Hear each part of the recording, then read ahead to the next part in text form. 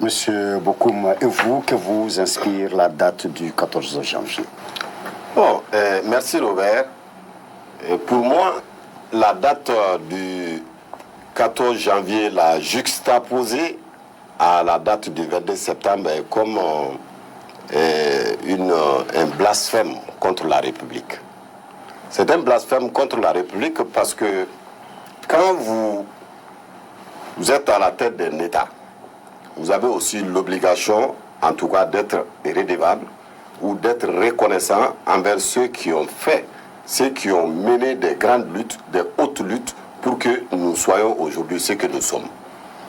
En effet, parler de 14 septembre comme étant 14 janvier comme étant une souveraineté retrouvée, je trouve que le mot est vraiment déplacé par rapport à ce que fut le 22 septembre pour le Mali. Parce que le 22 septembre, il faudrait le signaler, c'était la période juste après la colonisation. On était pendant plus de 80 ans sous l'occupation coloniale, avec une administration coloniale qui exploitait le peuple malien sous toutes ses formes et à bien des manières pour pouvoir alimenter l'Occident dans beaucoup de domaines.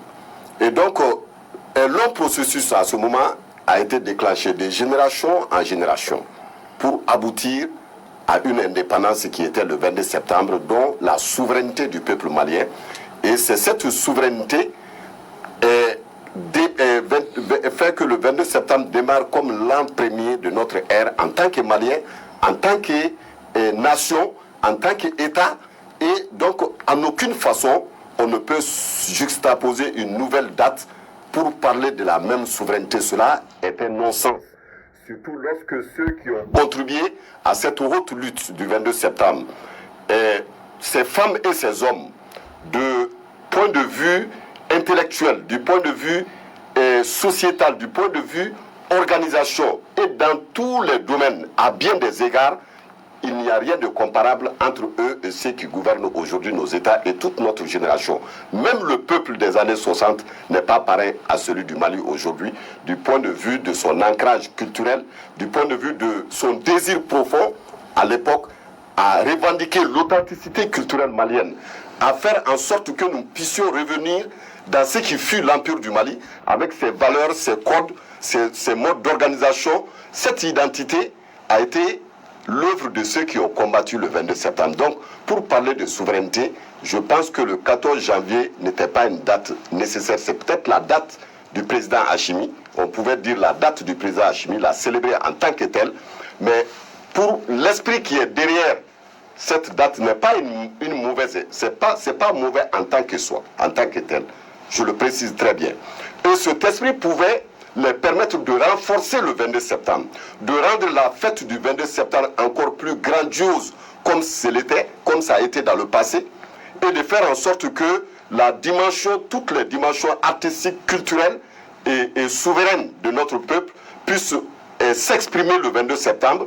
Et cela, en faisant cela, on allait encore rendre hommage à ces médaillés de l'indépendance, à ceux qui sont morts pour que le Mali soit aujourd'hui, et à toutes ces personnes, on allait les rendre hommage en partant sur la continuité du combat qu'ils ont commencé. Puisque l'indépendance et la souveraineté est le combat de toute une vie, c'est un combat éternel qui a commencé depuis la nuit des temps, où toute l'histoire résulte de cette lutte des peuples à dominer ou à se défaire de la domination.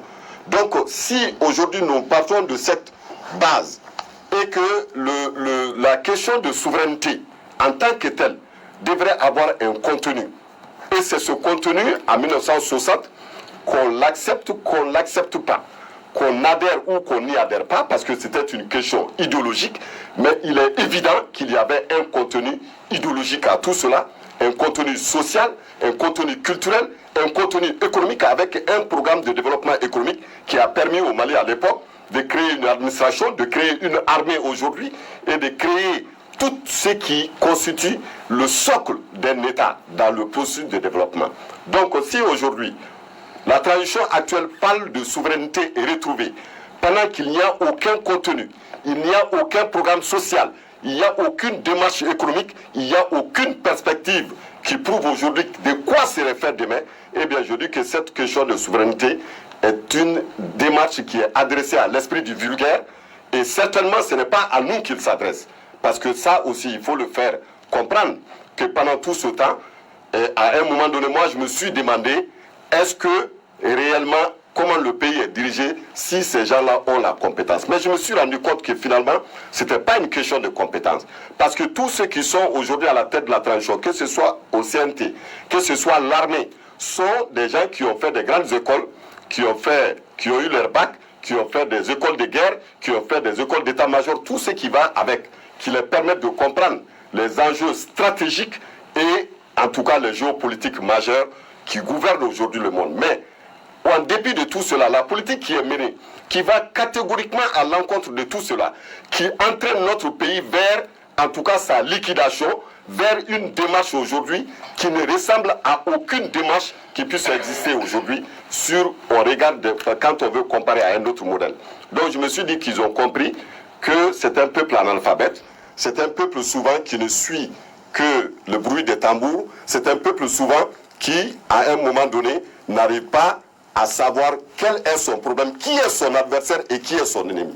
Donc voilà cette démarche qui a permis à ces gens instruits, à ces intellectuels qui gouvernent aujourd'hui, d'utiliser cette passion, cette bonne foi du peuple à vouloir s'accomplir, à vouloir trouver la voie du changement, à l'amener vers des discours creux, vers des thématiques non sensées et vers une démarche qui n'est pas constructive pour notre pays. C'est pourquoi aujourd'hui je dis qu'ils comprennent que depuis le début, nous avons donné nos positions.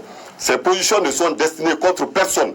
Elles ne sont destinées ni contre l'armée, parce que l'armée, il ne peut pas y avoir un homme politique au Mali qui s'opposera à l'armée, parce que c'est avant tout la nôtre. Elle est là pour nous, elle est là pour le pays. Mais il est impératif qu'on dise à cette armée que son rôle n'est pas de gérer l'affaire politique. Son rôle, c'est de retourner dans les casernes pour qu'elle puisse s'occuper de ce pourquoi elle a été créée. D'accord. Et vous, docteur Coulibaly?